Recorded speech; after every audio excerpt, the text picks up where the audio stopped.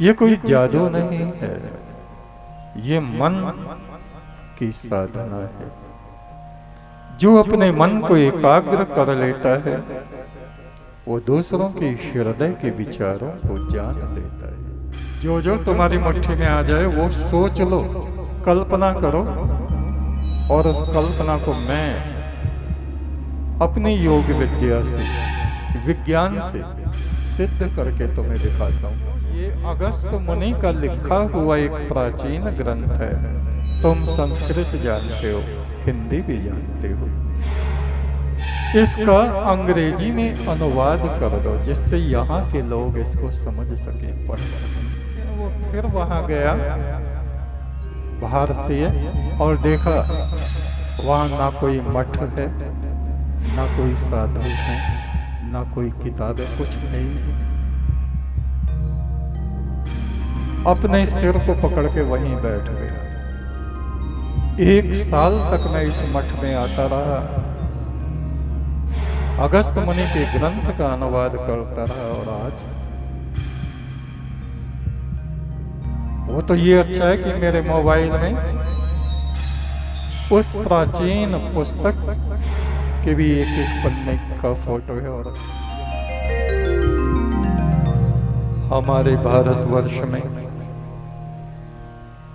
बड़ी बड़ी रहस्य विद्याएं थीं, आज भी हैं। स्वामी विवेकानंद का नाम आपने सुना होगा, रामकृष्ण परमहंस के शिष्य, कलकत्ता के रहने वाले। वो अपनी एक पुस्तक में लिखते हैं कि मुझे पता चला एक गांव में एक आदमी रहता है, तुम किताब ले जाओ उसमें से कुछ भी बता देता है। पढ़ा लिखा है नहीं, पढ़ा लिखा नहीं, या पेपर पे कुछ भी लिख दो, दूर बैठे रहो, वो वहीं से बता देगा तुमने ये लिखा है। ये रहस्य विद्याएं थी हमारे यहाँ। जादू नहीं है, ये मन की शक्ति है। विचारों को जिसने एकाग्र कर लिया। स्वामी विवेकानंद अपने कुछ साथियों के साथ वहां गए और उन्होंने कहा, बाबा जी हमने ऐसा सुना है। बोले ठीक सुना है बेटा, ये कोई जादू नहीं है, ये मन की साधना है। जो अपने मन को एकाग्र कर लेता है वो दूसरों के हृदय के विचारों को जान लेता है। उन्होंने कहा तुम किसी कागज पे कुछ लिखो, दूर बैठ जाओ उधर। और विवेकानंद ने उपनिषदों का एक लंबा सा श्लोक लिखा संस्कृत में। सोचा इन बाबा जी को संस्कृत तो आती नहीं होगी, इनसे तो ना बंगाली बोली जाती है ना हिंदी ठीक से बोलते हैं, इंग्लिश और संस्कृत तो बहुत दूर की बात है। उन्होंने लिख दिया,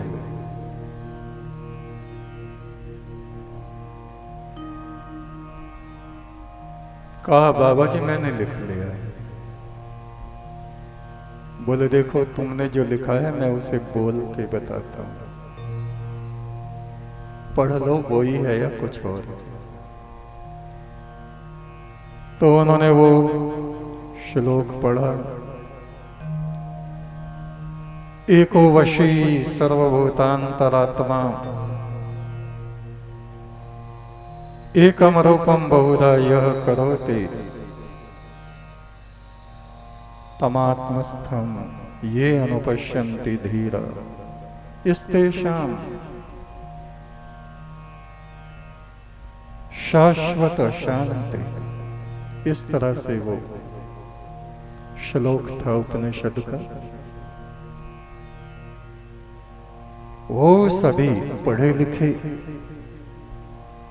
नवयुवक हैरान रह गए। कहा बाबा जी आपने संस्कृत पढ़ी? बोले बेटा कभी नहीं पढ़ी। मैं तो तुम्हारे लिखे को पढ़ के सुना रहा हूं। कहा कि पास के गांव में एक और ऐसा ही व्यक्ति रहता है, उससे तुम किसी वस्तु की जिज्ञासा करो।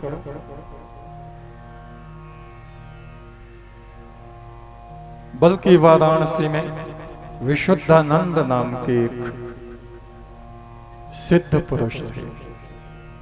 सिद्ध क्या, जिन्होंने विज्ञान को जान लिया, सूर्य विज्ञान, वायु का विज्ञान, समय का विज्ञान। तो कुछ लोग उनके पास गए और कहा, बाबा जी हम तो भौतिक विज्ञान को जानते हैं, आध्यात्मिक विज्ञान को नहीं जानते।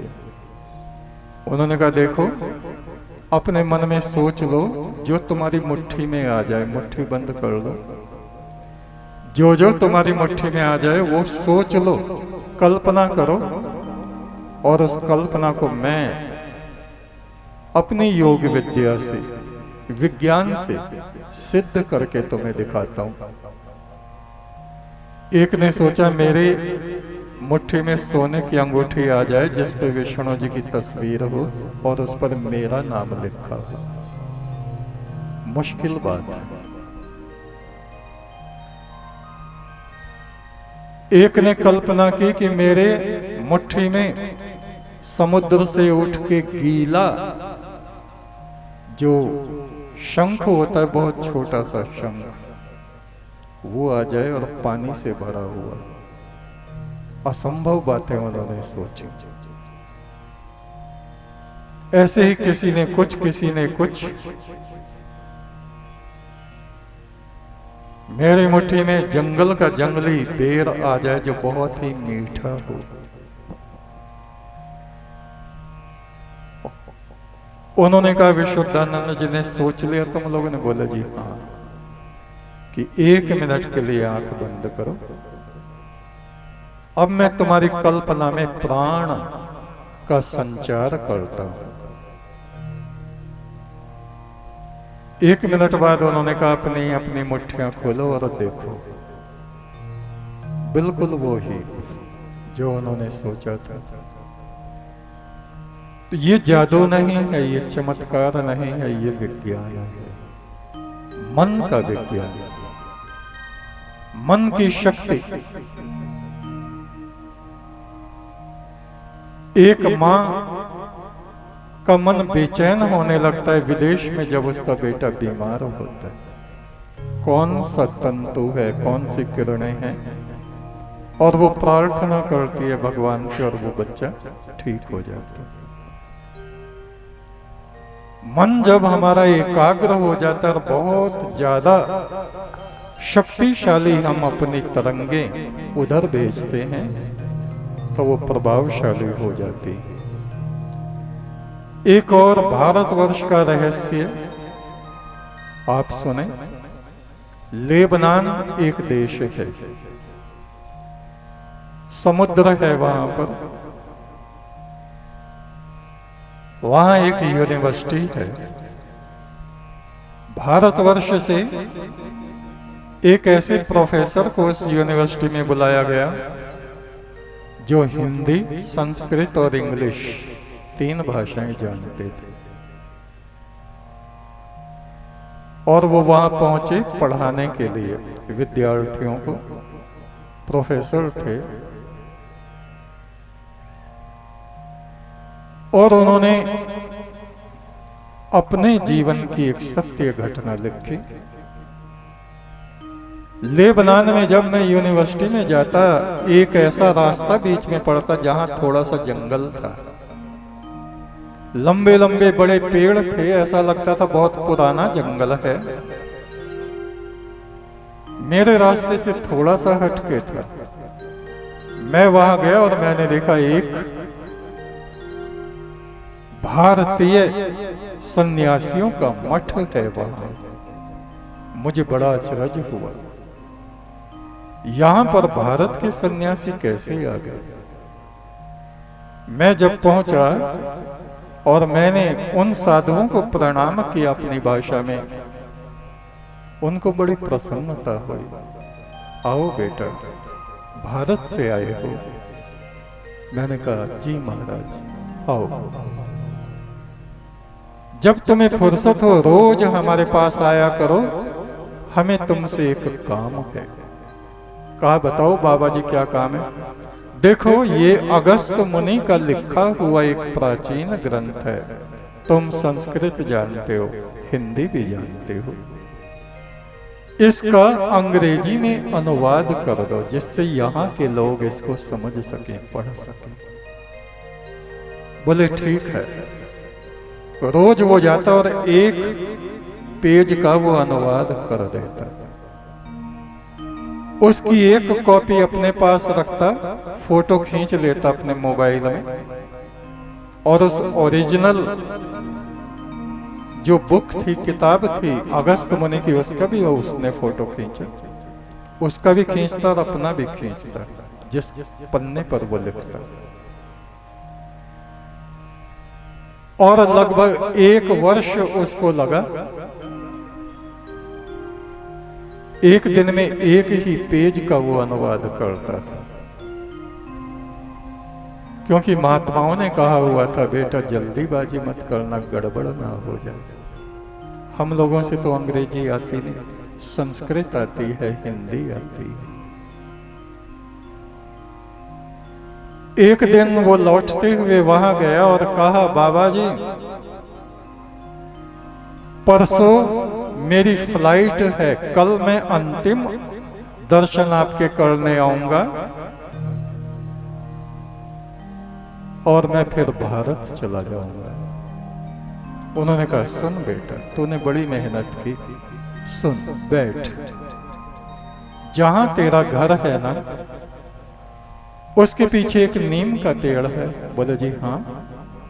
आप गए हैं कभी? बोले गए होंगे, ऐसा लगता है। जब तू भारत जाए तो उसको वहां पे जमीन को खोदना, हो सकता है वहां तुझे कुछ ताम्र पत्र मिले और वे ताम्र पत्र हम तुझे तेरी दक्षिणा के रूप में देंगे। यहां तो हमारे पास ऐसा कुछ है नहीं। बोले कोई बात नहीं बाबा जी, मुझे तो आपका आशीर्वाद चाहिए कि वो तो है। अगले दिन वो फिर वहां गया भारतीय, और देखा वहां ना कोई मठ है, ना कोई साधु है, ना कोई किताब है, कुछ है ही नहीं। अपने सिर को पकड़ के वहीं बैठ गया। 1 साल तक मैं इस मठ में आता रहा, अगस्त मुनि के ग्रंथ का अनुवाद करता रहा, और आज वो तो ये अच्छा है कि मेरे मोबाइल में उस प्राचीन पुस्तक के भी एक पन्ने का फोटो है, और जो मैंने अनुवाद किया वो भी। अचरज में डूबा हुआ वो भारत आया। नीम वाली बात वो भूल गया, और कई दिन बाद, हफ्तों बाद उसे ध्यान आया, बाबा जी ने कहा था नीम है, वहां कुछ ताम्र पत्र मिलेंगे, खोदना उनको। तो वहां देखा, वास्तव में वहां ताम्र पत्र थे, उस पर लिखा हुआ था ये महाराजा विक्रमादित्य का यहाँ पे खजाना है, इसमें से उतना ले लो जितना तुम उचित समझते हो। नीचे देखा स्वर्ण मुद्राएं थी। कहा ज्यादा मत लेना, जितनी जरूरत है बस उतना ही लेना, ये तुम्हारी दक्षिणा। तो ऐसे ऐसे रहस्य आज भी इस पृथ्वी पर मौजूद हैं। इस मनुष्य के शरीर में हम लोग इस पृथ्वी पर कब तक हैं, इस बात को कोई नहीं जानता। लेकिन जब तक हैं, ईश्वर से अपना तार जोड़ के रखें, गुरु के वचनों से, गुरु के चरणों से अपनी आत्मा का तार जोड़ के रखें और ईश्वरीय संपदा को पाने की कोशिश करें। सांसारिक संपदाएं तो कूड़े कबाड़ में बदल जाती हैं, लड़ाई झगड़ों में बदल जाती हैं। संसार में शहद जैसे मीठे मित्र और सोना चांदी सब मट्टी हो जाते हैं समय के प्रभाव से। इसलिए उस संपदा की हम कामना करें जो ना गलती है ना सड़ती है, जो हर जन्म में इस आत्मा के साथ रहती है, और वो है ईश्वरीय ज्ञान की संपदा। एक तू सच्चा, तेरा नाम सच्चा।